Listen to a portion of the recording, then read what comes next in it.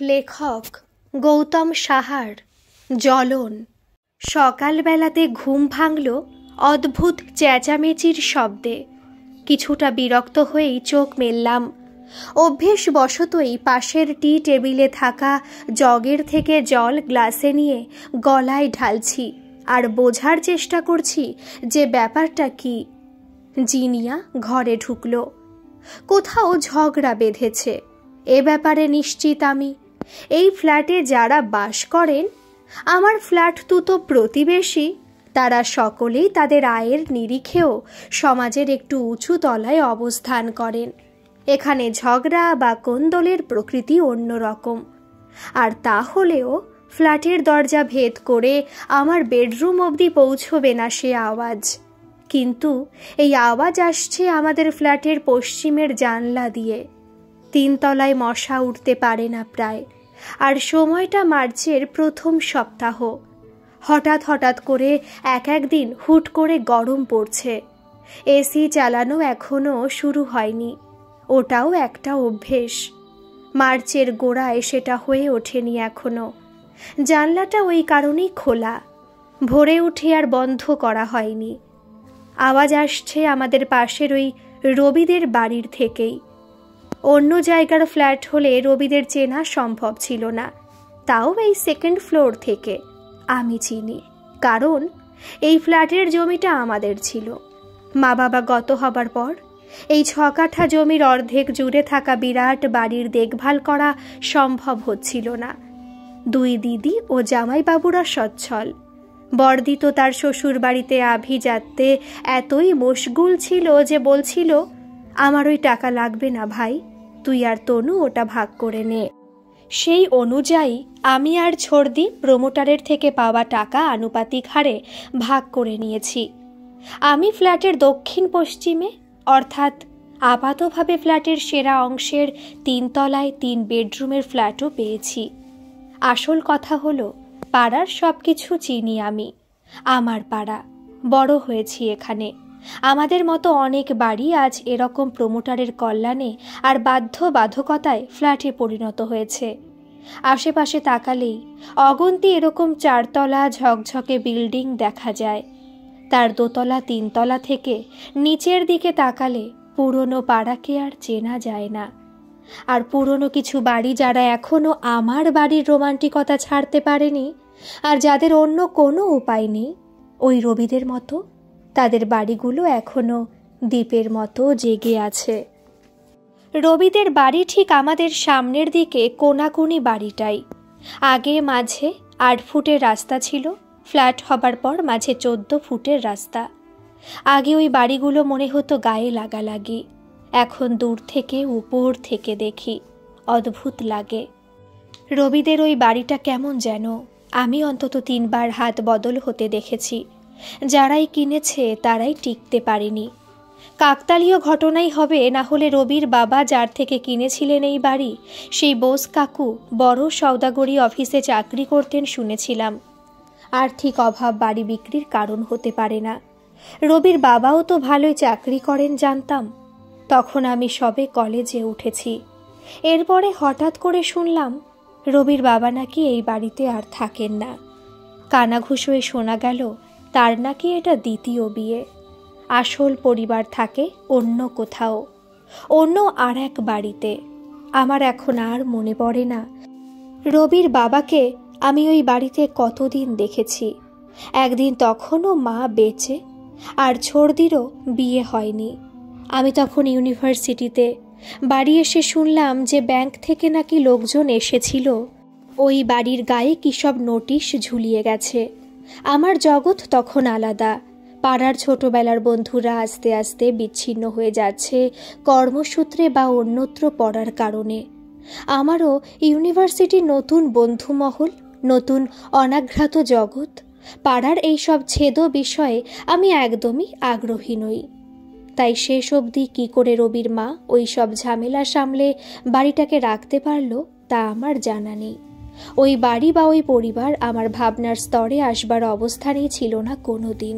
কারণ হতে পারে রবির মা নিজেই। পাড়াতে আসার পরপরই তার উঁচু স্বরে চিৎকার করা, বাড়িতে থাকলে রবির বাবার সাথে হাতাহাতি করা, পথ চলতি ফেরিওয়ালার সাথে তুচ্ছ কারণে বচসা করা, কখনো বা প্রতিবেশীদের সাথেও টুকটাক ঝামেলায় জড়িয়ে পড়া ইত্যাদি আচরণ দেখেই মনে হতো যে এই তথাকথিত ভদ্র সভ্যদের পাড়াতে কোথা থেকে বোধহয় একজন গ্রাম্য স্বভাবের একজন কলহপ্রিয় মহিলা এসে হাজির হয়েছে। আবার সেই যখন আশেপাশের বাড়ির কোনো বউয়ের সাথে আগ বাড়িয়ে খেজুরে আলাপে যেত, সেই আলাপের ভাষাতে কেমন যেন একটা গায়ে পড়া চড়া মেকআপের মতো কৃত্রিম চটুলতার স্বর মিশে থাকত। আরও সহ্য করতে পারতাম না এই কারণে যে আমার বড়দিরও কম বয়সী হয়েও যখন সে মাকে বৌদি ডাকত, মনে হতো ভদ্রমহিলা বোধহয় নিজের আইডেন্টিটি খুঁজে চলেছেন। মনে হতো বড্ড বেমানান এই পরিবেশে। এটাও বলতে শুনেছি লোককে যে কি করে একজন শিক্ষিত লোক এই দজ্জালের প্রেমে পড়েছিল কে জানে, পালিয়ে বেঁচেছে। রবির বাবা আসা বন্ধ করেছিল, কিন্তু অপরিচিত লোকজনের আনাগোনা বেড়ে গেল।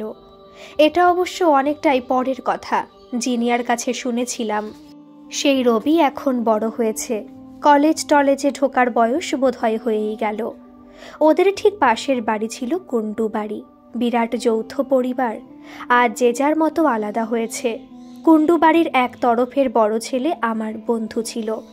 পড়াশোনাতে তেমন কিছু না হলেও মাথা ছিল ভীষণ তীক্ষ্ণ। ও একটা ছোটোখাটো সাপ্লাইয়ের ব্যবসা থেকে আস্তে আস্তে বেশ বড় ব্যবসা বানিয়ে ফেলেছে। বউ মেয়ে নিয়ে বেশ সচ্ছল। পুরনো বাড়ির অংশ ভেঙে নতুন বাড়ি হয়েছে। আমাদের ফ্ল্যাটের বিপরীত দিক দিয়ে ওর অংশের প্রবেশ পথ। ভালো লাগে বেশ এখন বিল্টুকে দেখলে। ওর ভাই কাল্টু ঠিক ওর বিপরীত, বোকা শোকা, পড়াশোনাও শিখল না, না শিখল রোজগারের জোরালো পদ্ধতি। পুরনো বাড়িটার আমাদের ফ্ল্যাটের দিকে ওর অংশেই কোনো ক্রমে থাকে। ফ্রিজ এসির রিপেয়ারিংয়ের কাজ শিখেছিল, তা করেই আয় করে মোটামুটি। ভালোবেসে বিয়ে করেছিল, রুগ্নই ছিল, কিন্তু বাচ্চার জন্ম দিতে গিয়ে বউটার কি যে হয়ে গেল, বাচ্চাটা বাঁচল না, আর সে এখন সম্পূর্ণ শয্যাশায়ী। বোধহয় মানসিকভাবেও অপ্রকৃতিস্থ হয়ে গেল একটু। কাল্টুর তা নিয়ে কোনো অভিযোগ নেই। কেউ যদি সহানুভূতি জানিয়েও কিছু বলে, তাও বলে নিজের নিজের ভাগ্য, বুঝলে, ভগবান যাকে যা দিয়েছেন বাঁচিয়ে তো রেখেছে, না খেয়ে তো মরছি না। সে সকালে উঠে বউকে পরিষ্কার করিয়ে বাড়ি ঘরদোর যেটুকু আছে তা ঝাঁট দিয়ে মুছে খাবার বানায়, নিজে স্নান করে, বউকে নাইয়ে খাইয়ে নিজে খেয়ে তারপরে সাইকেল চেপে কাজে যায়। কাল্টু বড় সরল সাদা সিধা ছেলে। ঘরের এসি ওয়াশিং মেশিন খারাপ হলেই ওর খোঁজ করি। হাসতে হাসতে এসে মেরামত করে দেয়। টাকা দিতে গেলে হাত গুটিয়ে নেয়। ভাবটা এমন যে তোমার থেকে টাকা কি করে নিই, দাদার বন্ধু তো, তবুও দিই আমি জোর করেই। জিনিয়া আকর্ষণীয় রকমের সুন্দরী। সকালবেলাতেও যখন পেস্তা রঙের শাটিনের রাত পোশাক পরে পেছন ফিরে ড্রেসিং টেবিলে চুল আঁচড়াচ্ছিল, ওর ওই মাখনের মতো উন্মুক্ত পিঠের অংশ দেখে আমার নিজেরই কেমন যেন লাগছিল। 10 বছরের উপর বিয়ে হয়েছে আমাদের। ইউনিভার্সিটিতে ও আমার 1 বছরের জুনিয়র ছিল, কিন্তু জিনিয়ার রূপ যেন দিন দিন আরও ফুটে উঠছে, বাবি হবার 6 বছর পরেও। আমার বউকে নিয়ে আমার প্রচ্ছন্ন গর্ব আছে। তার কারণ শুধু রূপ তা নয়, জিনিয়া ভীষণ বুদ্ধিমতী, মিষ্টিভাষী। মাও জিনিয়া বলতে পাগল ছিল। সবার সাথে যোগাযোগ রাখা, আত্মীয় স্বজন, পাড়াপড়শি, বন্ধু বান্ধব, জিনিয়া একাই 100। ফ্ল্যাট হবার আগে তো পাড়ার লোকেরা বলতো বউ হয়েছে বটে রাজার, যেমন দেখতে তেমনই কর্মে। সবচেয়ে বড় ব্যাপার, বিয়ের 10 বছর পরেও জিনিয়া কিন্তু এখনও যেন সেই ইউনিভার্সিটির মেয়েটাই রয়ে গেছে, একই রকমের রোমান্টিক আর সহজ। 10 বছরের দাম্পত্যের পরে সচরাচর এটা দেখা যায় না। জিনিয়াকে দেখে খুব লোভ হচ্ছিল। ডাকলাম, এই জিনি। ওই এখন না। না, ঘাড় না ঘুরিয়েই বলে জিনিয়া। আরে চা দেবে না? দেব তো, আসছি। ঘর থেকে বেরিয়ে যায় জিনিয়া। ফেরে মিনিট 5 পর। হাতের ট্রেতে চায়ের পট, কাপ 2টো। ট্রেটা নিয়ে বিছানায় আমার পাশে বসে। বাইরে থেকে তখন কলহের আওয়াজ জোর থেকে ঝালায় পৌঁছেছে। এত তাড়াতাড়ি? অবাক হই আমি। চাটা ভিজিয়েই দেখতে এসেছিলাম মশাই যে রাজাবাবুর ঘুম ভেঙেছে কিনা। বালিশ ছেড়ে জিনিয়ার কোলের দিকে এগিয়ে আসি আমি। জায়গা খুঁজি। জিনিয়া জানে আমাকে, নিজেকে আরও এগিয়ে আনে। মাথা রাখি ওর কোলের বাদিকে। আলতো করে হাত বুলাই ওর মসৃণ নাইটির উপর দিয়ে ওর ভাঁজ করে রাখা পায়ের উপর। জিনিয়া এই স্পর্শটুকু অনুভব করতে করতেই চা ঢালে কাপে। হঠাৎই বলি, বাবি গেছে গো? আরে ওর জন্যই তো একটু দেরি। কেন, কি হয়েছে? হাত থেমে যায় আমার। আজ বাদলদা একটু লেট, আর আমরা তো নিচে দাঁড়িয়ে 5 মিনিটের বেশি। ফোন করলাম তো বলল অনুষ্কা নাকি লেটে নেমেছে, ওকে তুলতেই দেরি হয়েছে। ও, আমার হাত আবার চলতে শুরু করে। জিনিয়ার পায়ের আঙুলে ঘন রঙের নেল পলিশ, মাখনের মতন গায়ের রঙে ওই রং যেন জিনিয়ার পাকে আরও মোহময় করে তুলেছে। ওর পা অবশ্য এমনিতেই আমার ভীষণ পছন্দের আদরের জায়গা। পায়ের আঙুলগুলো নিয়ে খেলতে থাকি আমি। এই চা নাও। আঙুলগুলোকে কুকড়ে নেয় জিনিয়া। চাটা আরেকবার করব, গরম নেই তত। চায়ে চুমুক দিয়ে বলে আবার। আমিও চুমুক দিই, বলি ঠিকই আছে। না, গরম গরম দরকার, না হলে মাথার জ্যামটা খুলবে না। কেন, কি হয়েছে? বুঝছো না? ওহ, তুমি কি করে বুঝবে? উপর থেকে তো ততটা বোঝা যায় না। বাবিকে গাড়িতে ছাড়তে আমাকে তো নিচে যেতেই হবে, আর সকালবেলা এই ঝামেলা। তা ঠিক, তা আজ কার সাথে বাঁধলো? আমার চা প্রায় শেষ। কাপের শেষ চুমুক দিতে দিতে বললাম, আজও কি ছেলের সাথে? ইদানিং খেয়াল করছি রবির সাথে বেশ লেগে যাচ্ছে ওর মায়ের। আর সে লাগার ভাষাটা এতটাই অশ্লীল পর্যায়ে পৌঁছচ্ছে যে সহ্য করাটা অস্বস্তিকর হচ্ছে। বাবিটাও বড় হচ্ছে, ওর কানেও এইসব যাচ্ছে তো। না, কালটুর সাথে। কালটুর সাথে? আশ্চর্য! কি নিয়ে? কালটু নাকি নোংরা ঝাঁট দিয়ে ওদের জানলার সামনে ফেলেছে। চায়ের ট্রে বিছানার পাশে টি টেবিলে রাখতে রাখতে বলে জিনিয়া, ধুর, ওঠো বিছানাটা তুলি। নোংরা মানে? ওর জানলার সামনে ফেলতে গেলে তো ছুঁড়ে ফেলতে হবে পাঁচিল ডিঙিয়ে। কালটু এরকম কেন করবে? অসুস্থ বউটাকে নিয়ে এমনিতে নাজেহাল বেচারা। বিছানাতে শুয়েই বলি আমি, সেটাই তো, কালটু একা কিছু বলছিল না। আমাকে সামনে পেয়েই ও একটু বল পেয়ে বলে, দেখো তো বৌদি, আমি কেন নোংরা অন্যের বাড়িতে ফেলবো? তারপর সে শুনে যা ভাষা বেরোলো, তার শুনে কাজ নেই তোমার। উফ, কি পাড়া রে বাবা, কেউ কিছু বলেও না। কি বললো বলো না। ছাড়ো না। না, বলো আগে। আমারও জেদ, শুনবই কি বলেছে রবির মা। বিছানার উপরেই উঠে বসলাম এবার। বলল, বউয়ের গুমুত সবই তো পরিষ্কার করিস, আর মাসিকের ন্যাকড়াটাও আমার বাড়িতে ফেলাবি? মরাটা মরেও না। আমার সত্যি এবার রাগ হয়ে গেল। বিছানা থেকে নামলাম। জিনিয়া বলে চলেছে, এইটা শুনে তো কালটুর মতো শান্ত ছেলে রেগে আগুন, পারলে মারতেই যায়। এর মধ্যে পেছনের বাড়ির সরস্বতীর ঠাকুমা, স্ত্রীর দোকানের পল্টু, আরও কয়েকজন এসে হাজির। তখন এই রবি কি করেছে? এতক্ষণ বাইরে বেরিয়ে রবির মা যা চিৎকার করার করছে, রবি কিন্তু ঘরেই। হঠাৎ করে জানলা দিয়ে বলে বসেছে, এইসব রাস্তার ভিখারিদের সাথে কথা বলো না তো মা, ঘরে চলে এসো।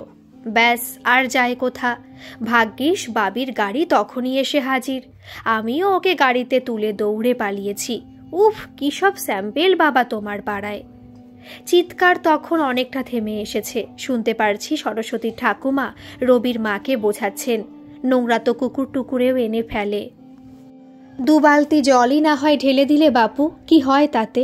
অসুস্থ বউটা মরুক, এইটা বলে বাপু তুমি ঠিক করনি।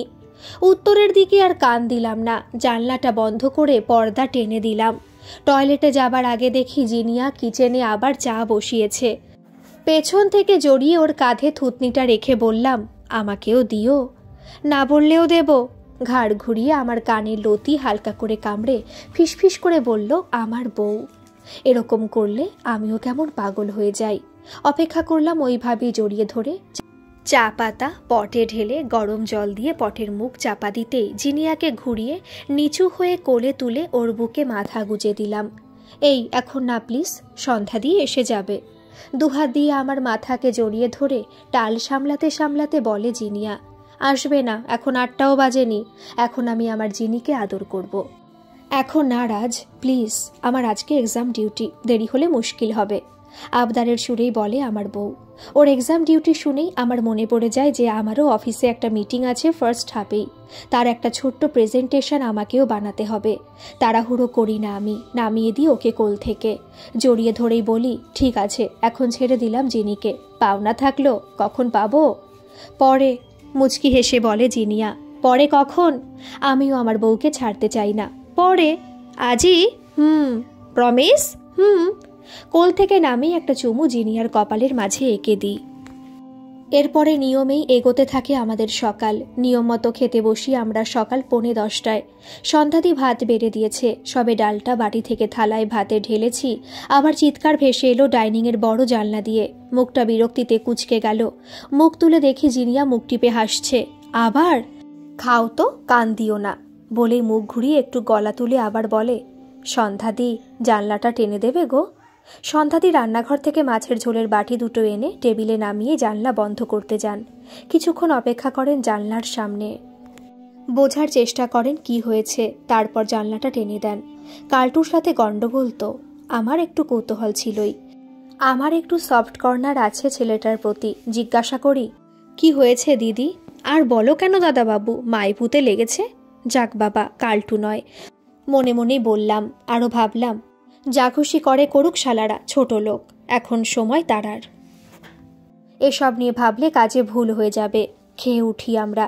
জিনিয়া নিজে রেডি হয়ে নেয়। বাবিকে গাড়ি থেকে নামানো, কি খাবার দেবে, কখন ঘুম পাড়াবে ইত্যাদি নানাবিধ টুকিটাকি নিয়ম মাফিক নির্দেশ সন্ধ্যাদিকে দিয়ে ব্যাগ কাঁধে একতলায় নেমে আসেও। আমিও গাড়ি বের করি গ্যারেজ থেকে। জিনিয়াকে স্কুলে নামিয়ে তবে আমি অফিস যাব। শহরে থাকলে এটাই আমাদের রুটিন। নিচে নামতে রবির মায়ের উচ্চ স্বরকে আর শুনবো না বলা গেল না।